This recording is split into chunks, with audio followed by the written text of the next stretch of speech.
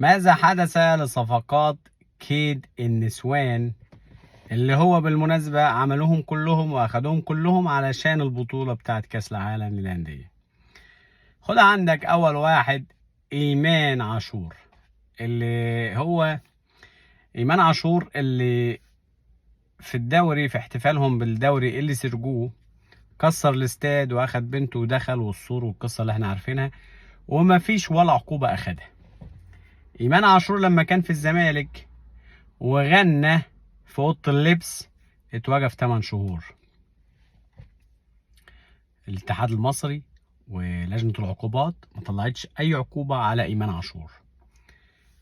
سبحان الله، هو كان المفروض يتوقف ما يلعبش فتره 8 شهور اقل حاجه، او 8 مباريات زي ما اخد عقوبه وهو كان في نادي الزمالك.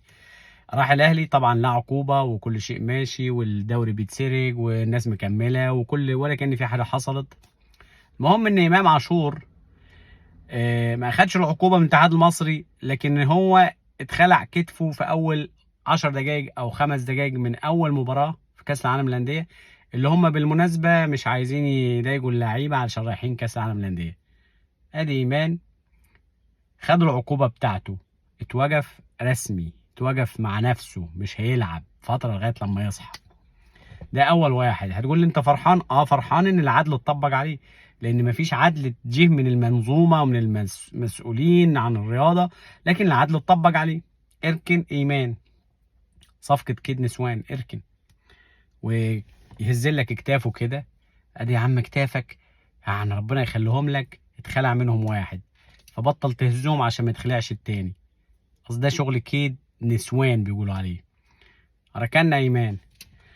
ندخل على زيزي والصفقة بقى الكبيرة اللي خربوا بيها الدنيا، اللي هي السرقة الكبرى زي ما بيقولوا، سرقة القرن، اللي هو أصلا الموضوع بتاعه اتكلفت كده في يوم وليلة. تاني يوم كان في الأهلي وطلع البطاقة الدولية وانضم للأهلي، والتسهيلات اشتغلت والدولة ساعدت والمسؤولين ساعدوا والزمالك اتضغط عليه.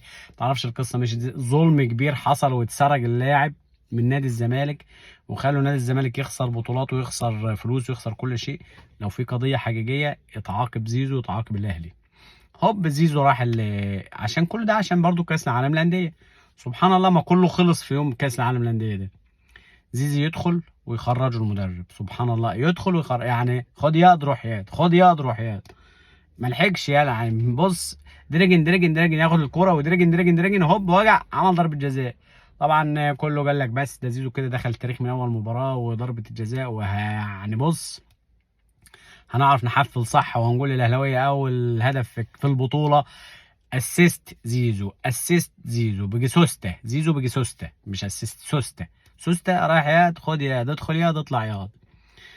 يجي الفتى الذهبي اللي هو الاهلاويه برضه، صفقه كيد نسوان، هو ملهوش علاقه بينا، اسمه ايه ده، تريزيجيه. الفتى الذهبي تريزيجيه اللي هو ايه، كل شويه اعلانات في التلفزيون واعلانات على صفحه الاهلي، الفتى الذهبي، عوده الفتى الذهبي، ودخول مفاجئ، ودخول مش عارف ايه. ادي صفقه كيد نسوان، ما هو كله كيد نسوان، يعني هو اصلا بيجيب الصفقات دي يكيد في الزمالك او يضايق في الزمالك. طب انت بتستعرض على مين؟ هو انت اساسا في حد بينافس بسبب اللي انت بتعمله؟ مفيش منافسه. انت فاكر نفسك انت بتنافس وان الزمالك ده قوي وان ده قوي فانا بنافسهم وانا بعلم عليهم؟ تعلم على مين؟ هو بقى في منافسه اساسا؟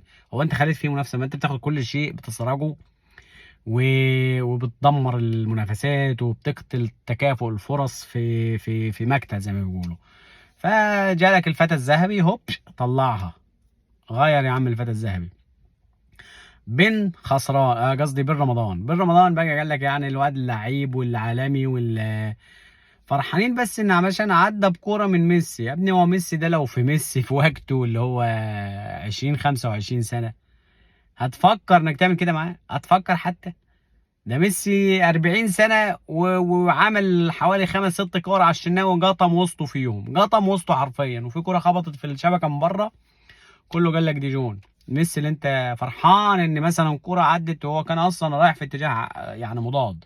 اصل ميسي مش مدافع عشان تقعد تحتفل ان واحد زي ده مثلا عدى بالكورة صدفة منه ولا حصلت كده، يعني الكورة خبطت في رجل ده وخبطت في رجل ده فمشيت في اتجاه بن خسران، اللي هو بالمناسبة مضيع انفرادين لوحده، مضيع انفرادين. انفراد، يعني انت مفيش بعد كده انفراد، وتريزيجيه مضيع انفراد ومضيع ضربه جزاء، وبن خسران مضيع انفرادات قدام الحارس. يعني وكور مش متشاطه، مش هنقول الحارس اكيد حارس كويس، بس الكوره اللي شايطها بن خسران كوره يعني بيقول له خد امسكها. فادي صفقات الاهلي اللي كالوا دماغنا بيها، من لانها كلها فلوس شمال ما تعرفش جابوها منين. مره واحده كده فلوس زيتون كترت، ومفيش كاب، مفيش سقف للمرتبات، مفيش حدود. لكن لو اي نادي تاني يجي في عندك الفلوس دي جايبها منين؟ انت الزمالك بيسدد بس غرامات، بيقولوا انت بتجيب الفلوس منين؟ بيسدد، بيحاول يسدد اللي عليه، بيقولوا انت جايب الفلوس منين؟ ما بالك بقى لو الزمالك عمل زيهم كده وجاب صفقات من هنا واخد لاعيبتهم ولعب في ودان ده واخد ده، وقال لك اصل الزمالك هينافس في بطوله مثلا، الدنيا تخرب، الدنيا تخرب. وشوبير طالع يطلع لسانه للزملكاويه يقول لك اصل انتم محليين، والواد التاني ابن اشجان ده طالع يتكلم ويقول لك اصل احنا لازم نبقى عنصريين عشان ده الاهلي اللي بيلعب. لما جه الواد حسام غالي بيتكلم عن زيزو، عن زيزي قصدي، فين بين الشوطين، ف ابراهيم اشجان قال له انت يا اخي بالراحه عليهم، انت لا رحمه لا راحم المصريين في مصر ولا راحمهم هنا. يعني انت تخيل، هو الرحمه دي ربنا اللي بينزلها، لا انت ولا هو، عشان تبقوا عارفين يعني يا ابراهيم يا اشجان. فقال لك لا، لما لحق نفسه وعرف انه غلط راح قال لك لا لا لا، احنا معلش يا جماعه احنا هنا عنصريين ومفيش حياديه عشان ده الاهلي ادي الاهلي يا اخويا عملت ايه في اسهل مباراه، في اسهل مجموعه، اول مباراه اسهل مباراه في اسهل مجموعه. ده ميسي الراجل عنده 40 سنه وبيلعب كوره على الواقف، ما بيجريش، مش هو ميسي 25 سنه كان زمان الوقت جايب فيك 5-6. بس ده الفريق ده خسران من النصر السعودي 6-0. الفريق ده لو الجونه لعبه هيكسبه، بس انت عشان فريق شمال وصفقاتك شمال، صفقات كده النسوان كلها اتحرجت في اول يوم، اتحرجت حرفيا. في مين تاني عندك انت صفقه جبتها وقعدت تداك في الزمالك بيها وكملت وعملت لك حاجه امبارح؟ مفيش. ايمان تغيير ويطلع، درجين عمل ضربه جزاء ضيعها الفتى الذهبي، درجين اطلع. بن خسران اللي خربتوا الدنيا بيه مضيع كذا انفراد، كذا انفراد مش انفراد بس. وهي دي صفقات كده النسوان اللي جابها الاهلي عشان يضايق في الزمالك. واول مباراه اسهل مجموعه خسرت، هتعمل ايه قدام بورتو ولا الفريق التاني ده بتاع البرازيل؟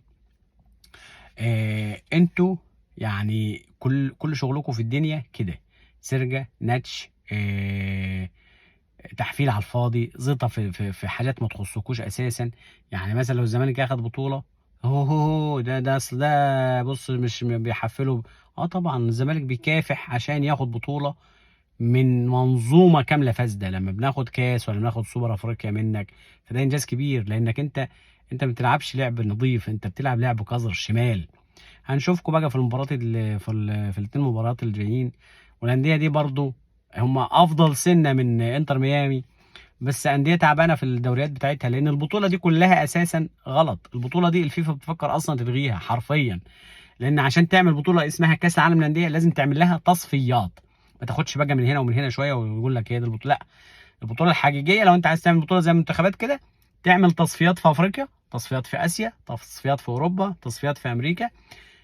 30 فريق من كل قاره يخشوا في تصفيات تكون خاصه بكاس العالم، ملهاش علاقه بقى بالبطولات اللي في القاره، تكون اسمها تصفيات كاس العالم للانديه. 30 فريق ينافسوا على على الوصول لكاس العالم للانديه، ومنها تبقى اسمها كاس العالم للانديه. لكن دي بطوله فاشله، مش لاقيين حد يدخل. امبارح فتحوا المدرجات للمدارس تدخل رحلات عشان يملوا المدرج في اول مباراه.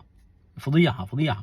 خلوا التذكره ب4 دولار وتجيب واحد تاخد واحد فري، ودخل ناس وخلاص، فكله دخل وكله كانت ببلاش يعني، عشان بس يعني ينقذوا الموقف.